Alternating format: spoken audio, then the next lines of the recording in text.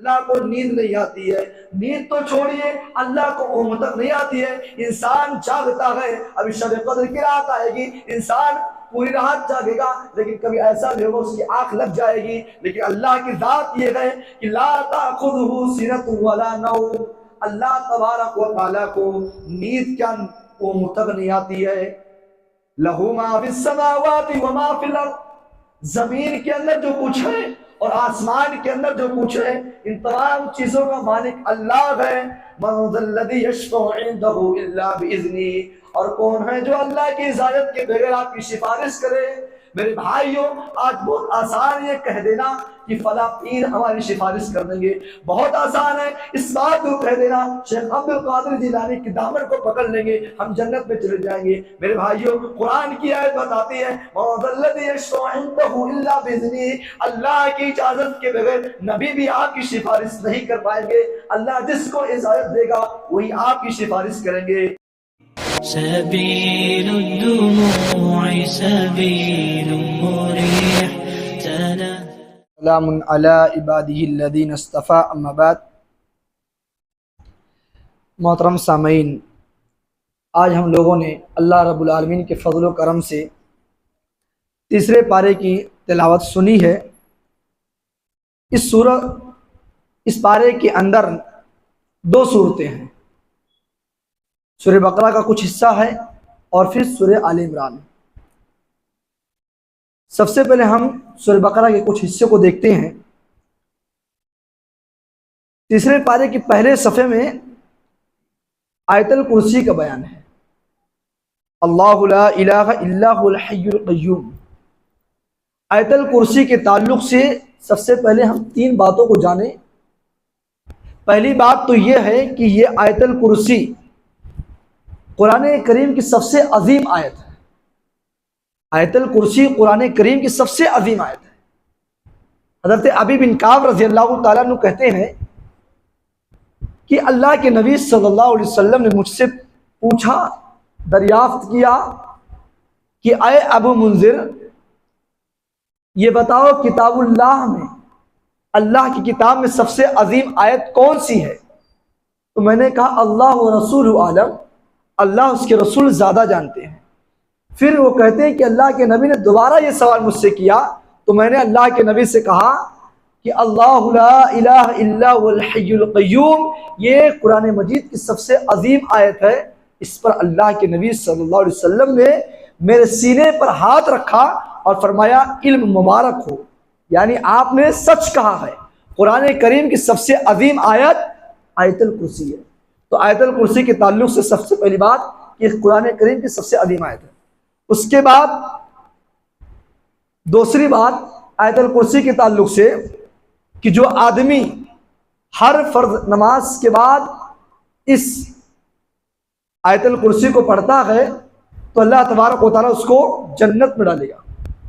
اللہ کے نبی صلی اللہ علیہ وسلم کہتے ہیں کہ من قرأ آیت الکرسی، کہ جو شخص آیت الکرسی پڑھتا ہے دبر کل صلاۃ مکتوبہ، ہر فرض نماز کے بعد، جو آدمی ہر فرض نماز کے بعد آیت الکرسی پڑھے فمات دخل الجنہ، اور اس کا انتقال ہو تو اللہ تعالیٰ اس کو جنت میں داخل کرتا ہے۔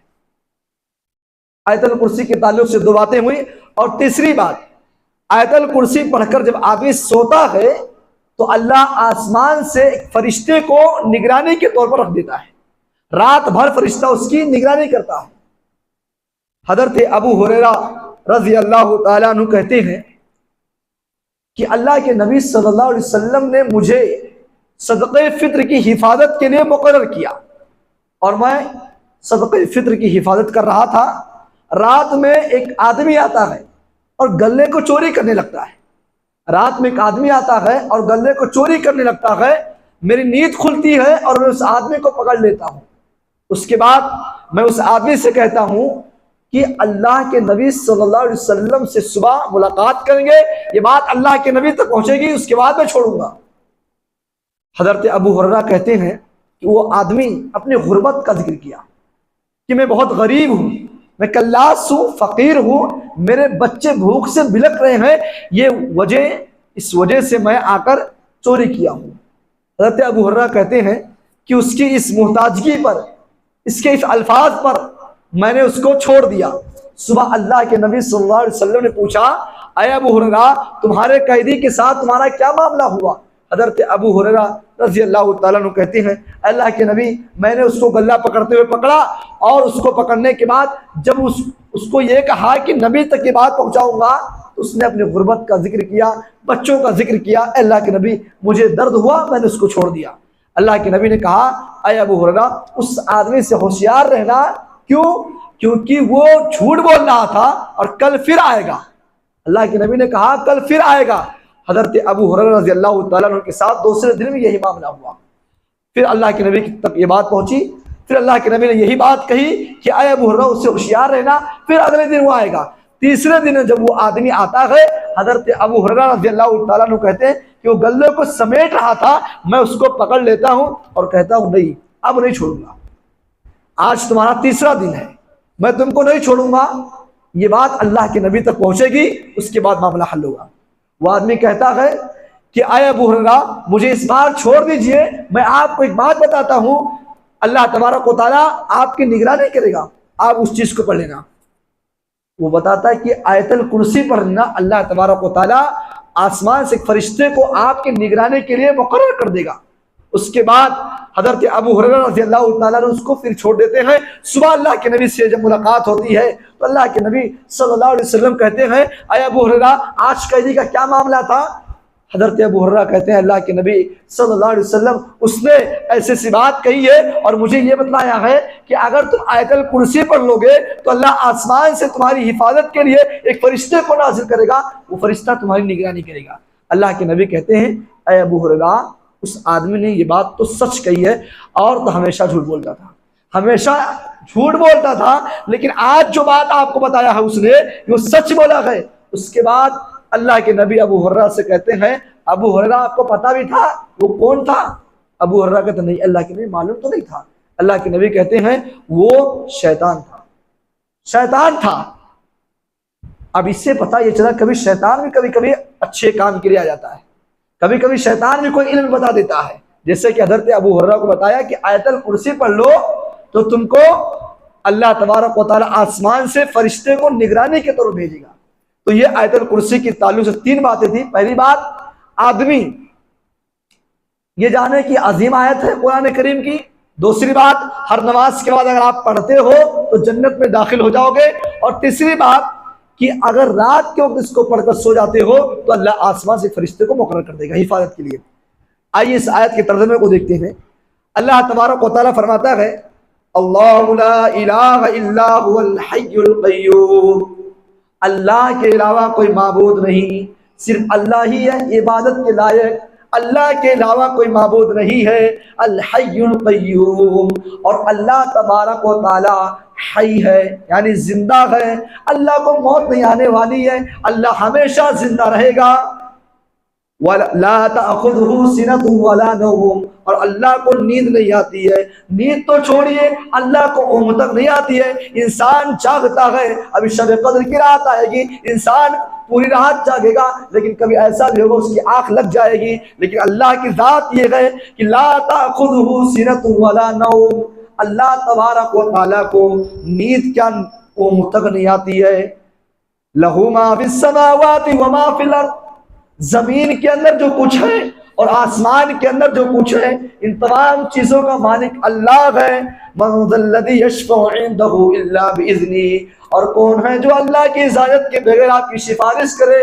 میرے بھائیوں، آج بہت آسان ہے یہ کہہ دینا کہ فلاں پیر ہماری سفارش کر دیں گے، بہت آسان ہے اس بات کو کہہ دینا شیخ عبد القادر جیلانی کی دامن کو پکڑ لیں گے ہم جنت میں چلے جائیں گے۔ میرے بھائیوں، قرآن کی آیت بتاتی ہے وَمَا ذَا الَّذِي يَشْفَعُ عِندَهُ إِلَّا بِإِذْنِهِ، اللہ کی اجازت کے بغیر نبی بھی آپ کی سفارش نہیں کر پائیں گے۔ اللہ جس کو اجازت دے گا وہی آپ کی سفارش کریں گے۔ اس کے بعد اللہ فرماتا ہے وَلَا يُحِيطُونَ بِشَيْءٍ مِّنْ عِلْمِهِ إِلَّا بِمَا شَاءَ، اور اللہ کے علم کا کوئی احاطہ نہیں کر سکتا ہے، ہاں جس کو اللہ تبارک و تعالیٰ اپنے علم کا کچھ حصہ دے دے۔ وَسِعَ كُرْسِيُّهُ السَّمَاوَاتِ وَالْأَرْضِ، اور اللہ رب العالمین کی کرسی اتنی وسعت میں ہے، اتنی وسعت میں کہ زمین اور آسمان کے برابر ہے۔ ولا يؤود حفظهما وهو العلي العظيم. اور اللہ تبارک و تعالیٰ کی حفاظت میں وہ فرشتے اللہ کی حفاظت میں اکتاتے نہیں ہیں، تھکتے نہیں ہیں، اور اللہ علی ہے اور عظیم ہے. اس آیت کے اندر 5 اسماء حسنہ کا ذکر ہے، اللہ کے 17 مرتبہ اللہ کا ذکر آیا ہوا ہے، اور 25 صفاتی نام ہے. اس لیے یہ آیت قرآن کریم کی سب سے عظیم آیت ہے. اس کے بعد اللہ رب العالمین کس کا دوست ہے؟ دنیا کے اندر ہم کسی کو دوست بناتے ہیں یا تو پیسہ دیکھتے ہیں یا شکل و صورت دیکھتے ہیں یا خاندان دیکھتے ہیں، لیکن اللہ کس سے دوستی کرتا ہے؟ اللہ کس کو اپنا دوست بناتا ہے؟ اللہ اس کو خود بیان کر رہا ہے. اللہ ولی الذین آمنوا یخرجہم من الظلمات الی النور. اللہ تبارک و تعالی دوست ایمان والوں کو بناتا ہے. جو لوگ ایمان لاتے ہیں اللہ اس کا دوست بن جاتا ہے، اللہ اس کو اپنا دوست بنا لیتا ہے. اور دوستی کرنے کے بعد یخرجہم من الظلمات الی النور، اللہ تبارک و تعالی اس کو تاریکی سے نکال کر روشنی کی طرف لاتا ہے. اللہ جس سے دوستی کرتا ہے اللہ اس کو برائی سے نکال کر اچھائی کی طرف لاتا ہے. والذین کفروا اولیاءهم الطاغوت. اور شیطان کس کا دوست ہے؟ جو لوگ کافر ہیں اس کا دوست شیطان ہے. جو لوگ کفر کرتے ہیں دنیا کے اندر اسلام سے دور ہے ان کا دوست کون ہے؟ کافر ہے. ان کا دوست جو کافر ہے ان کا دوست شیطان ہے. اور یخرجونہم من النور الی الظلمات، شیطان اپنے دوستوں کو کیا کرتا ہے؟ اچھائیوں سے دور کر کے برائیوں کی طرف لاتا ہے. یعنی نور سے روشنی سے ان کو ہٹاتا ہے اور اندھیروں میں تاریکیوں میں لاتا ہے. یہ کس کا کام ہے؟ شیطان کا کام ہے. اور کس کو یہ عمل کراتا ہے؟ جو اس کے دوست ہیں جو کافر ہیں. شیطان کیا کرتا ہے؟ اپنے دوست کو، اپنے جو کفر کرتے ہیں، جو دنیا کے اندر صرف نام کے مومن ہیں، جو نام کے لیے اسلام لائے ہوئے ہیں، کلمہ پڑھ لیے، اب وہ اسلام سے دور ہیں، ان سے کوئی مطلب نہیں ہے، ان کے ساتھ بھی شیطان یہ عمل کرتا ہے. اور جو لوگ شیطان کے دوست ہو گئے اللہ فرماتا ہے اولئک اصحاب النار، یہی لوگ آگ والے ہیں، یعنی جہنم میں جانے والے یہی لوگ ہیں. قرآن کی اس آیت سے کیا پتا چلا؟ ایمان لے آؤ اللہ آپ کا دوست ہو جائے گا. کل ایک خبر مجھے ملی یہاں کے بارے میں، ہمارے سراج بھائی چہرہ نظر نہیں آ رہا ہے، ان کے بارے میں سنا کہ 2017 میں وہ اسلام قبول کیے، بڑی خوشی ہوئی. ایک چھوٹے سے بچے کے بارے میں نے سنا کہ وہ بھی اسلام قبول کیا ہوا ہے. اللہ تبارک و تعالیٰ ایسے لوگوں سے دوستی کرتا ہے، لیکن ہاں اسلام قبول کرنے کے بعد اسلام کا جو تقاضا ہے، اسلام جو آپ سے چاہتا ہے آپ اس کو کریے، انشاءاللہ العظیم اللہ تبارک و تعالیٰ آپ کو جنت میں ضرور داخل کرے گا. اس کے بعد اللہ تبارک و تعالیٰ نے حضرت ابراہیم علیہ السلام اور نمرود کے مناظرے کا ذکر کیا. ابراہیم پتہ ہے پہلے بارے میں نے ابراہیم علیہ السلام کا ذکر کیا کہ ابراہیم علیہ السلام یہ توحید والے تھے، ان کا توحید بڑا مضبوط تھا. اور نمرود کیا چاہتا تھا؟ ایک بادشاہ تھا، ایک ظالم بادشاہ، ہر وقت میں ایک نہ ایک ظالم بادشاہ گزرے. یہ بادشاہ بھی ایسا بادشاہ تھا جو اپنے آپ کو خدا کہتا تھا اور لوگوں سے اپنے آگے سجدہ کرواتا تھا کہ آؤ میں خدا ہوں میرے سامنے سجدہ کرو. اور یہی کام وہ ابراہیم سے چاہتا تھا کہ ابراہیم بھی آ کر میرے آگے سجدہ کریں. لیکن قربان جاؤ اس نوجوان پر، وہ نوجوان جو شروع ہی سے جس کا گھر، خاندان، قوم، رشتہ دار شرک کے اندر مبتلا تھے، وہ نوجوان اللہ رب العالمین کی طرف سے اس کے اندر یہ ڈالا گیا تھا کہ تم توحید پر چلو. اور ابراہیم علیہ السلام نے نمرود کے آگے سجدہ کرنے سے انکار کیا. اور انکار ہی نہیں کیا بلکہ نمرود کو، بادشاہ کو جو اس وقت اپنے آپ کو یہ کہتا تھا کہ میں خدا ہوں، اس کو توحید کی دعوت دے رہے ہیں. اور اس دعوت میں ان کو مقابلہ کرنا پڑا. مقابلہ کیا تھا؟ سب سے پہلی دلیل دے رہے ہیں اذ قال ابراہیم ربی الذی یحیی و یمیت. مناظرہ چل رہا ہے. ابراہیم علیہ السلام کہہ رہے ہیں کہ میرا رب تو وہ ہے جو لوگوں کو زندہ کرتا ہے اور مارتا بھی ہے، یعنی موت اور زندگی اللہ رب العالمین کے ہاتھ میں ہے. یہ کہنا تھا، یہ دلیل پیش کرنا تھا ابراہیم کا، قال انا احیی و امیت۔ نمرود جو اپنے آپ کو خدا کہتا تھا، کہا اے ابراہیم یہ تو بہت آسان سی بات ہے، یہ بہت آسان بات ہے، تمہارا رب اگر موت اور زندگی کا مالک ہے تو سنو یہ کام تو میں بھی کر سکتا ہوں، یہ کام میرے بس میں ہے۔ اس کے بعد نمرود نے اپنے درباری میں سے 2 آدمیوں کو بلایا اور ایک آدمی کو قتل کر دیتا ہے۔ اس کے بعد ابراہیم سے کہتا ہے اے ابراہیم دیکھو میں نے ایک آدمی کو قتل کر دیا اور ایک آدمی کو زندہ کر دیا، یعنی موت اور زندگی کا مالک میں بھی ہوں، میں نے ایک آدمی کو مارا اور ایک آدمی کو زندگی دے دی۔ ابراہیم علیہ السلام سمجھ جاتے ہیں کہ بیوقوف انسان ہے، اس کا عقل جو بڑا موٹا ہے، یہ میری بات کو کیا سمجھے گا۔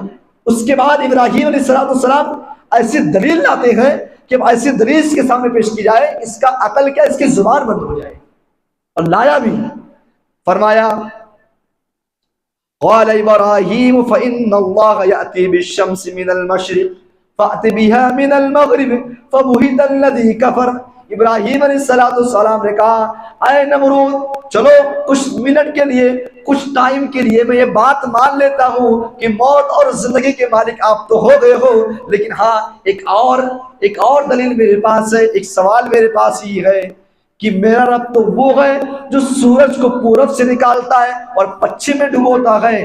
اے نمرود اگر تم اللہ ہو، اگر تم خدا ہو، اگر تم اپنے آپ کو رب کا دعویٰ کرتے ہو تو ایک کام کرو تم آج سورج کو پچھم سے نکالو اور پورب میں ڈبو دو۔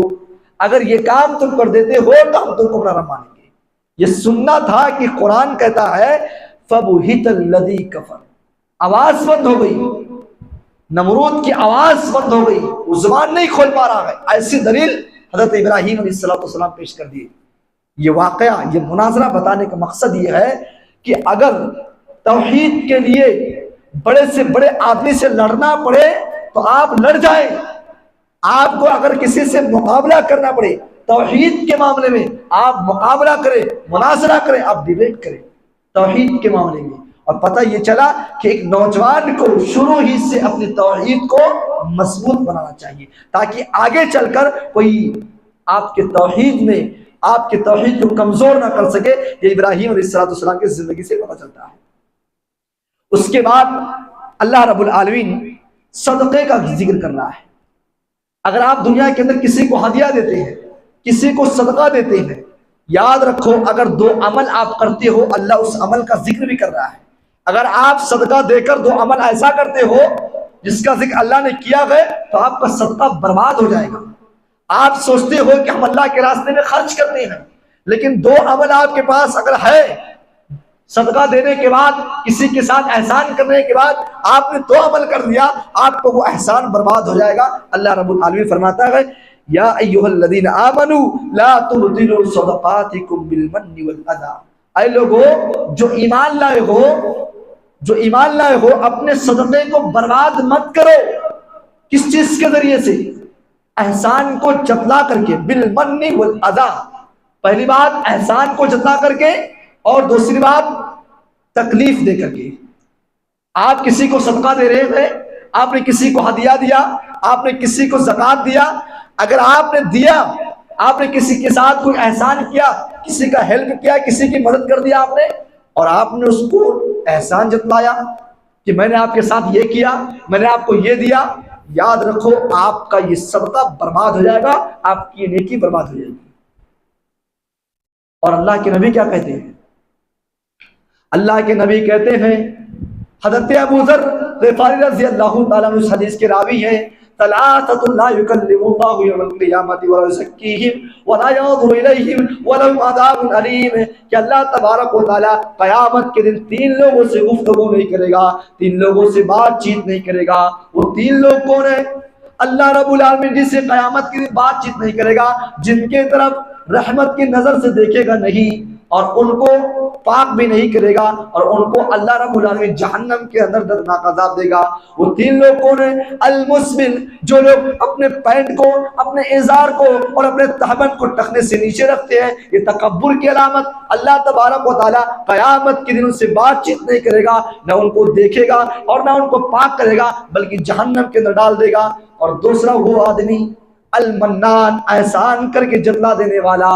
جو آدمی کسی کے ساتھ کوئی نیکی کرتا ہے، کوئی احسان کرتا ہے، کسی کو کوئی صدقہ دیتا ہے، کسی کو ہدیہ دیتا ہے اور احسان جتلا دیتا ہے، اللہ کے نبی کہتے ہیں قیامت کے دن اللہ تبارک و تعالیٰ اس سے بات چیت نہیں کرے گا۔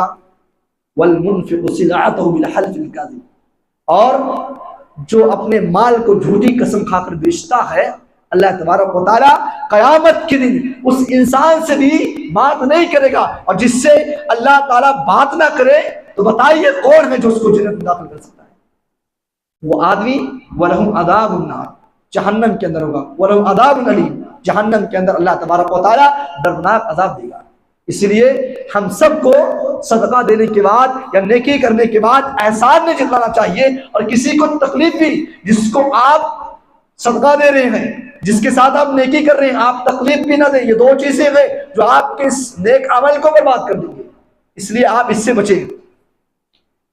اس کے بعد اللہ کہتا ہے اسی آیت کے اندر کالذی ينفق مالہ رئاء الناس ولا يؤمن باللہ والیوم الآخر، جو لوگ اللہ کے راستے میں اپنے مال کو خرچ کرتے ہیں لیکن دکھاوا کے لیے، تاکہ لوگ دیکھیں کہ دیکھو میں صدقہ دیا ہوں فلاں آدمی کو، دیکھو میں فلاں آدمی کو ہدیہ دیا ہوں، دیکھو میں فلاں آدمی کے ساتھ ایک نیک عمل کیا ہوں۔ اگر کوئی آدمی اپنے مال کو خرچ کرتا ہے لوگوں کو دکھانے کے لیے تو یاد رکھو وَلَا يُؤْمِنُ بِاللَّهِ وَالْيَوْمِ الْآخِرِ، اور وہ ایمان بھی نہیں رکھتا ہے اللہ پر اور آخرت کے دن پر۔ پتہ یہ چلا قرآن کی آیت کا یہ ٹکڑا ہمیں بتاتا ہے کہ ایمان جس کا ایمان کمزور ہوگا وہی ریاکاری کرے گا، جس کا ایمان کمزور ہوگا وہی دکھاوا کرے گا، جس کا ایمان مضبوط ہوگا وہ ریاکاری نہیں کر سکتا ہے، وہ دکھاوا نہیں کر سکتا ہے۔ اچھا ایک بات، انسان جب اپنے مال سے خرچ کرتا ہے، مثال کے طور پر 100 روپے میں 2.5 روپیہ جب ہم نکالتے ہیں تو ہمارے ذہن میں یہ آتا ہے کہ ہمارا پیسہ گھٹ گیا ہے۔ بھائی 100 روپے میں جب آپ کچھ پیسہ نکالو گے، کسی کو دو گے زکوٰۃ کے معاملے میں 2.5 روپیہ نکالیں آپ، تو آپ کے پاس پیسہ گھٹا نا۔ انسان کے ذہن میں یہ بات کون لایا کہ میرا پیسہ گھٹا؟ اللہ کہتا ہے شیطان لاتا ہے، شیطان لاتا ہے۔ اللہ فرماتا ہے الشیطان یعدکم الفقر ویأمرکم بالفحشاء، شیطان تو تم کو یہی چاہتا ہے کہ جو تم اپنے مال میں خرچ کرتے ہو، شیطان تمہارے دماغ میں ڈالتا ہے تم فقیر ہو جاؤ گے۔ شیطان چاہتا ہے کہ تم کسی کو صدقہ نہ دو، شیطان تو چاہتا ہے کہ تم زکوٰۃ میں زکوٰۃ نہ نکالو، مال میں سے اپنے زکوٰۃ مت نکالو۔ شیطان تو یہی چاہتا ہے۔ شیطان آگے تم سے کیا کرانا چاہتا ہے؟ وَيَأْمُرُكُمْ بِالْفَحْشَاءِ، شیطان تو چاہتا ہے کہ تم فحشا برائی کی طرف جاؤ۔ شیطان چاہتا ہے ناجائز کاموں میں اپنے پیسے کو خرچ کرو۔ شیطان چاہتا ہے کہ زناکاری کے اڈے میں جاؤ اور اپنے مال کو خرچ کرو، بے حیائی کے اڈے میں جاؤ اپنے مال کو خرچ کرو، ناجائز کاموں میں اپنے مال کو خرچ کرو۔ شیطان تمہارے دماغ میں اس بات کو بھر رہا ہے۔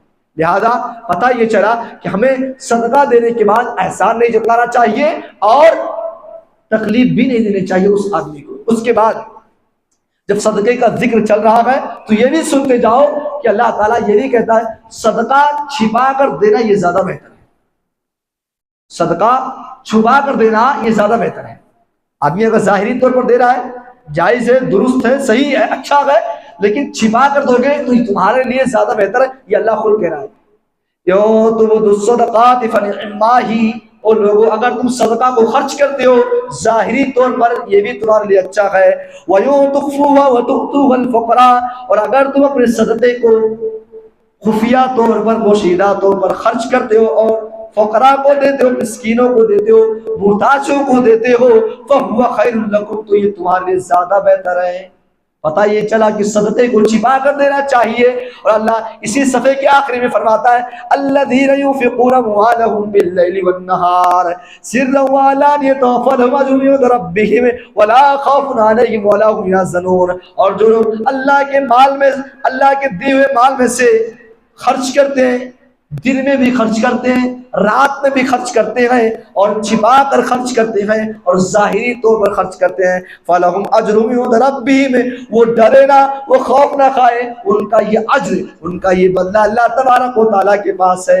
آدمی جب خرچ کرتا ہے تو اس میں کچھ منٹ کے لیے احساس ہوتا ہے میرا کچھ گیا ہے، لیکن انسان کے دماغ میں بات نہ آئے بلکہ وہ سوچے یہ جو میں نے کسی کو کچھ دیا ہے انشاءاللہ العظیم اس کا اجر دنیا میں تو ملے گا، آخرت میں اللہ اس کا خود اجر دے گا۔ اور یاد رکھو اللہ کے نبی صلی اللہ علیہ وسلم کہتے ہیں کہ صدقہ چھپا کر دینا، صدقۃ السر تطفئ غضب الرب، چھپا کر دیا ہوا صدقہ یہ اللہ کے غصے کو مٹا دیتا ہے۔ جو لوگ صدقہ کو چھپا کر دیتے ہیں اللہ رب العزت کا غصہ مٹ جاتا ہے۔ اس لیے صدقے کو، ہدیہ تحائف کو لے جا کر جیب میں ڈال دیا کرو، سب کے سامنے مت دیا کرو۔ اس کے بعد ایک اور اللہ کے نبی صلی اللہ علیہ وسلم ایک خوشخبری دے رہے ہیں، اور بہت بڑی خوشخبری ہے۔ دنیا کے اندر جب گرمی لگتی ہے ہم پریشان ہو جاتے ہیں، ابھی سے پتہ چل رہا ہے کتنی ڈگری گرمی ہو رہی ہے، ابھی سے معلوم ہو رہا ہے، اے سی کا انتظام، پنکھے کا انتظام۔ لیکن اس گرمی کا عالم کیا ہوگا؟ قیامت کے دن سورج جب 1 میل کی دوری پر ہوگی اور ہم اگر ہاتھ لگائیں گے تو سورج کی ٹچنگ ہو جائے گی، اتنی قریب ہمارے سے سورج ہو جائے گا۔ ایسے حالت میں ہر انسان پسینے میں سرابور ہوگا، کوئی گھٹنے تک ہوگا، کوئی سینے تک ہوگا، گردن تک ہوگا، یہاں تک کہ انسان پسینے میں جب ڈوبا ہوگا وہاں صرف اور صرف کسی کا سایہ ہوگا تو اللہ رب العزت کا سایہ ہوگا۔ اور اللہ اپنے سائے میں سب کو جگہ نہیں دے گا، اللہ نے بتا دیا ہے، اللہ کے نبی نے بتایا 7 قسم کے لوگوں کو اس عرش میں، اس سائے میں جگہ دی جائے گی، اور اس میں سے ایک آدمی وہ ہوگا جو اپنے صدقے کو، اپنے مال کو اللہ کے راستے میں چھپا کر خرچ کرتا ہے، دائیں سے خرچ کرتا، بائیں کو پتہ نہیں چلتا۔ اس لیے اپنے مال کو چھپا کر خرچ کیا کرو۔ اس کے بعد اللہ تبارک و تعالیٰ نے آگے سورہ آل عمران شروع ہو رہی ہے۔ آل عمران، آل کے معنی کیا ہوتا ہے؟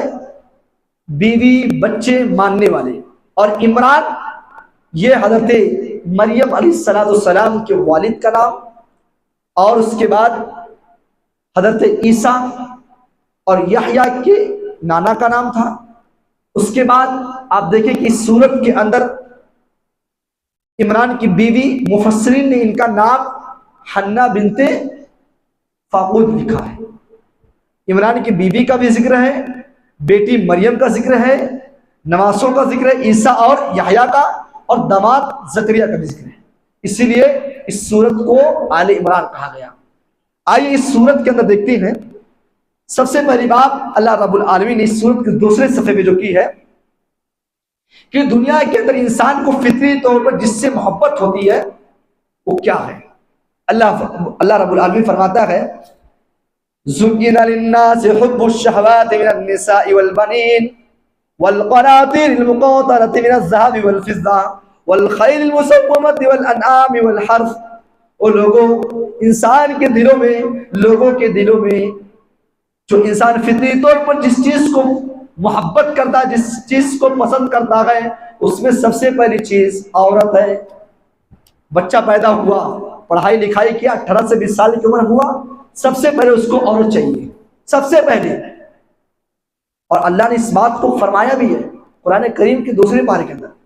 آپ دیکھیں سورہ روم کے اندر اللہ فرماتا ہے وَمِنْ آيَاتِهِ أَنْ خَلَقَ لَكُم مِّنْ أَنفُسِكُمْ أَزْوَاجًا لِتَسْكُنُوا إِلَيْهَا وَجَعَلَ بَيْنَكُم مَّوَدَّةً وَرَحْمَةً، کہ اللہ کی نشانیوں میں سے ایک بہت بڑی نشانی یہ ہے کہ اللہ تبارک و تعالیٰ نے جوڑے پیدا کیے تاکہ مرد جو ہے اپنے بیوی کے ذریعے سے سکون حاصل کرے۔ تو انسان کی فطری پسندیدہ چیزوں میں سے سب سے پہلی پسند کیا ہے؟ عورت۔ اور اسی لیے اللہ کے نبی نے فرمایا الدنیا کلھا متاع، دنیا ساری کی ساری فائدہ اٹھانے کی چیز ہے، وہ خیر متاع، اور دنیا کی سب سے بہترین فائدہ اٹھانے کی چیز المرأۃ الصالحہ، نیک بیوی ہے۔ اسی لیے جن کی شادی نہیں ہوئی ہے وہ نمازوں میں اپنے ہاتھوں کو اٹھائے اور اپنے نفس سے دعا کرے المرأۃ الصالحہ، اللہ بیوی دے تو نیک بیوی دے، اللہ بیوی دے تو نیک بیوی دے۔ اور یاد رکھیں عورت کو یہ مقام حاصل تو ہے۔ اللہ کے نبی عورتوں کے تعلق سے فرمایا ما ترکت بعدی فتنة اضر علی الرجال من النساء، او لوگوں، ہم نے اپنے بعد مردوں کے لیے سب سے بڑا فتنہ عورتوں کا فتنہ چھوڑا ہے، یعنی یہ عورتیں مردوں کے لیے سب سے بڑی فتنہ ہے۔ اس کے بعد اللہ نے بنین کا ذکر کیا. شادی ہو گئی, اللہ ترتیب سے ذکر کر رہا ہے. شادی کے بعد خواہش ہوتی ہے اللہ بچہ پیدا کر دے, اللہ اولاد دے دے, سب کی خواہش ہوتی ہے. اللہ نے کہا اگر اس سے محبت کرتے ہو, آپ کے دلوں میں اس کی محبت ہے, تو یاد رکھو اللہ یہ نہیں کہہ رہا قرآن کے, اللہ رب العالمین قرآن کریم کے 28ویں پارے کے اندر سورہ منافقین کو اندر اللہ رب العالمین فرماتا ہے یا ایھا الذین آمنوا لا تلھکم اموالکم ولا اولادکم عن ذکر اللہ, اے لوگوں جو ایمان لائے ہو, یہ مال یہ اولاد کہیں اللہ کے ذکر سے تم کو غافل نہ کر دے. اور اللہ رب العالمین اسی پارے کے اندر 28ویں پارے کے اندر سورہ تغابن کے اندر فرماتا ہے انما اموالکم واولادکم فتنہ, یہ مال اور یہ اولاد تمہارے لیے فتنہ ہے. فتنہ, مال سے آدمی محبت کرتا ہے, اور مال میں اللہ نے سونے اور چاندی کا بھی ذکر کیا. سونے چاندی کو جو اکٹھا کر کے جمع کر کے رکھتے ہو, قیامت کے دن یہ آپ کے لیے وبال جان بنے گی. اگر آپ نے دنیا کے اندر اس کا زکوٰۃ نہیں نکالا, قیامت کے دن یہ سونا یہ چاندی یہ آپ کا مال آپ کے گردن میں آ کر لٹک جائے گا اور کہے گا انا کنزک, میں تمہارا مال ہوں, وہی تمہارا خزانہ ہوں. اسی لیے اللہ نے ذکر کیا کہ عورت, اولاد, خزانے, اور انسان اس کے بعد کیا کرتا ہے, اس کو سواری. پہلے تو گھوڑے کی سواری تھی, اب انسان بائک چاہتا ہے, 4 پہیا چاہتا ہے. اللہ رب العالمین ایک ایک مشن کو, ایک ایک بات کو ذکر کر رہا ہے. اور اس کے بعد انسان کھانے کے لیے چوپائے کے گوشت کی ضرورت پڑتی ہے, اور مسلمان گوشت کھانے میں پیچھے نہیں ہے, چوپائے کی ضرورت ہے. اس کے بعد اللہ نے کہا کھیتی, کھانے کے لیے آپ غلہ جب اگاؤ گے چاول کہاں سے کھاؤ گے, کھیتی کے ذریعے سے آپ کو چاول ملے گا. تو اللہ رب العالمین نے عورت کا ذکر کیا, بچوں کا ذکر کیا, سونا چاندی یعنی خزانوں کا ذکر کیا, اس کے بعد سواری کا ذکر کیا, اس کے بعد کھانے کے لیے چوپاؤں کا ذکر کیا, کھیتی کا ذکر کیا. ان تمام چیزوں کو ذکر کرنے کے بعد اللہ نے کیا کہا, ذالک متاع الحیات الدنیا, یہ جو تمام چیزیں ہیں اس سے آپ محبت کرو, لیکن یاد رکھو یہ تمہاری اصل زندگی نہیں ہے, یہ دنیا کی زندگی ہے اور چند دن کی فائدہ ہے, اس کے بعد یہ ختم ہو جائے گی. قیامت کے دن بیوی کام نہیں آئے گی, آپ کی بیوی آپ سے بھاگے گی. آپ کا بچہ جس سے آپ بڑی محبت کرتے ہیں, بچہ نہ پیدا ہونے پر دردوں کا ٹھوکر کھانا اور دوسرے کے یہاں اللہ کو چھوڑ کر دوسرے کے دربار پر جانا, قیامت کے دن یہی بچے جس کے لیے آپ نے شرک کیا تھا یہی بچے آپ سے دور بھاگیں گے, آپ کا مال آپ کی گردن میں لٹک جائے گا. اسی لیے اللہ نے کہا ذالک متاع الحیات الدنیا, یہ دنیا کی زندگی ہے, اس میں تھوڑا سی ساری چیزیں فائدہ اٹھا لو, اصل زندگی تو واللہ عنده حسن المآب. قرآن کی آیت بتاتی ہے آپ بیوی سے محبت کرو, بچوں سے محبت کرو, سونا چاندی سے محبت کرو, کھیتی سے محبت کرو, چوپاؤں سے محبت کرو, لیکن یاد رکھو یہ محبت دنیا کے اندر رہ جائے گی, اصل محبت تو آخرت کی محبت ہے. آخرت کو اپنا ٹارگٹ بناؤ. اس کے بعد اللہ تبارک و تعالیٰ نے ان لوگوں کا ذکر کیا جو لوگ کافر ہیں, جو لوگ دنیا کے اندر کفر کرتے ہیں, ان کا بھی ذکر کیا کہ ان کے اعمال برباد ہو جائیں گے. اولئک الذین حبطت اعمالهم فی الدنیا والآخرہ, کہ جو لوگ دنیا کے اندر کفر کرتے کافر ہیں ان کے اعمال سارے اعمال برباد ہوں گے, گرچہ کہ بہت نیک عمل کرتے ہوں, نیک جتنا نیکی کرتے ہو, لیکن یاد رکھو اگر وہ کافر ہے تو ان کا کوئی عمل اللہ کے یہاں قابل قبول نہیں ہے. اس کے بعد وقت بھی ختم ہو رہا ہے, آخر میں اللہ رب العالمین اس اور باتیں تھی. اللہ رب العالمین اس پارے کے آخر میں سب سے آخر میں سب سے بڑی دولت, دنیا کی جو سب سے بڑی دولت, انسان دولت کس کو سمجھتا ہے, دولت مند کس کو جانتا ہے, جس کے پاس پیسہ ہو, جس کے پاس بیلنس ہو, انسان اسی کو دولت مند کہتا ہے. جو 4 پہیے سے چلتا ہو, سیٹھ جی آ رہے ہیں, یہ دنیا کی نظر ہے نا, لیکن اللہ کی نظر میں کائنات کے اندر سب سے بڑا دولت مند کون ہے؟ اللہ تیسرے پارے کے سب سے آخری آیت میں کہتا ہے ان الذین کفروا وماتوا وهم کفار فلن يقبل من احدهم ملء الارض ذهبا ولا يفتدى به. وہ لوگوں دنیا کے اندر جو لوگ کافر ہیں, جو لوگ کفر کرتے ہیں اور اسلام کو قبول نہیں کرتے ہیں, اسلام نہیں لاتے ہیں اور کفر کی حالت میں ان کا انتقال ہو جائے, اگر وہ کفر کی حالت میں انتقال کر گئے, اگر وہ اسلام کو نہیں پائے, اسلام حاصل نہیں کیے, اسلام قبول نہیں کیا اور کفر کی حالت میں انتقال کر گئے, فَلَن يُقْبَلَ مِنْ أَحَدِهِمْ مِلْءُ الْأَرْضِ ذَهَبًا, قیامت کے دن وہ اللہ کے بارگاہ میں، قیامت کے دن اللہ کے بارگاہ میں زمین بھر کی سونا لے کر آئیں گے اور اللہ کو دیں گے اور اللہ سے ریکویسٹ کریں گے، اللہ سے فریاد کریں گے، اے اللہ یہ زمین بھر کا سونا تیرے پاس موجود ہے، اللہ آج زمین بھر کا سونا میں تجھے دینا چاہتا ہوں، لیکن اللہ ایک فرمائش ہے، اے اللہ ایک ریکویسٹ ہے، مجھے آج معاف کر دے، اے اللہ جو تیرے نیکی ایمان والے بندے جس صفے میں کھڑے ہوئے ہیں، اے اللہ مجھے بھی زمین بھر کا سونا تو لے لے اور مجھے ایمان والوں کے صفے میں کھڑا کر دے۔ اللہ فرمائے گا فَلَن يُقْبَلَ مِنْ أَحَدِهِمْ مِلْءُ الْأَرْضِ ذَهَبًا، قیامت کے دن کسی ایک آدمی کی یہ فرمائش قبول نہیں ہوگی۔ پتہ یہ چلا سونا چاندی ایمان کے مقابلے میں کچھ بھی نہیں ہے۔ آپ کے پاس احد پہاڑ کے برابر سونا ہو جائے اور آپ کے پاس ایمان نہ ہو تو قرآن تیسرے پارے کی یہ آخری آیت بتاتی ہے کہ جتنے بڑے آپ دولت مند ہو جائیں، زمین بھر کے سونا انسان دینے کے لیے قیامت کے تیار ہوگا۔ کس چیز کے لیے؟ دنیا کے اندر جس کو وہ حقیر سمجھتا تھا، جس کو علماء چیخ کر کہتے تھے ایمان لے آؤ، لیکن اس کو سمجھ میں نہیں آتا تھا، صرف اسی ایک چیز کے بدلے میں اللہ سے فرمائش کرے گا اللہ زمین بھر کے سونے کو لے لے اور مجھے ایمان والوں کے صفوں میں کھڑا کر دے، اللہ میں سب کچھ دینے کے لیے تیار ہوں۔ لیکن اللہ کہے گا نہیں، یہ آخری سٹیپ تھا، اب تمہارا یہ کام نہیں ہوگا، اب اس ٹھکانہ کیا ہوگا یہ بھی سنتے جاؤ۔ اولئک لہم عذاب علیم، اللہ فرشتوں کو حکم دے گا اور فرشتوں انہیں اس بندے کو، اس کافر کو دردناک عذاب دو، اس کو جہنم میں ڈالو، وَمَا لَهُم مِّن نَاصِرِينَ، اور اس دن کوئی آدمی تمہارا، جو لوگ کافر ہیں قیامت کے دن کوئی مدد کرنے والا نہیں ہوگا۔ آج دنیا کے اندر مدد کرنے والے بہت مل جائیں گے، آج آپ کے حمایتی بہت ملیں گے، لیکن قیامت کے دن اگر آپ نے کفر کی حالت میں اس دنیا کو چھوڑا ہوگا، اگر آپ نے اسلام کو قبول نہیں کیا ہوگا تو یاد رکھو زمین بھر کے سونا بھی دو گے اور آپ کے مقابلے میں آپ کی حمایتی اور آپ کی مدد کرنے والے کوئی انسان نہیں ہوگا۔ وہاں صرف اور صرف آپ کو سزا دیا جائے گا، وہاں صرف اور صرف آپ کو پیٹا جائے گا۔